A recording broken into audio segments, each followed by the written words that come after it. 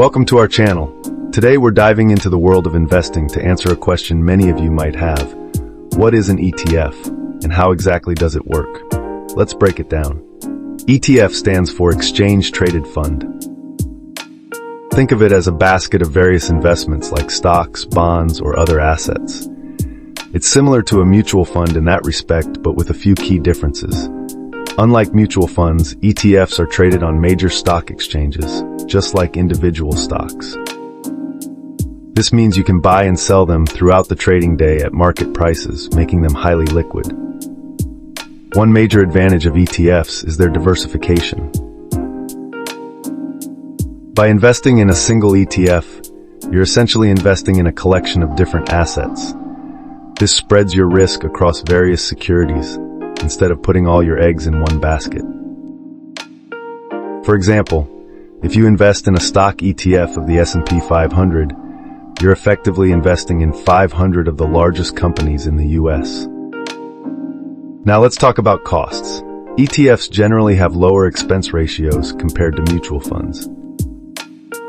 This is because most ETFs are passively managed, meaning they aim to replicate the performance of a specific index rather than having a team actively choosing investments. Lower management fees can translate into better returns over the long term. ETFs also offer a lot of flexibility. You can find ETFs that focus on a wide range of sectors, regions, or types of securities. Whether you're interested in tech companies, emerging markets, or sustainable investments, there's likely an ETF to suit your preference. They're also a great tool for both beginner and experienced investors. But like any investment, ETFs come with their risks.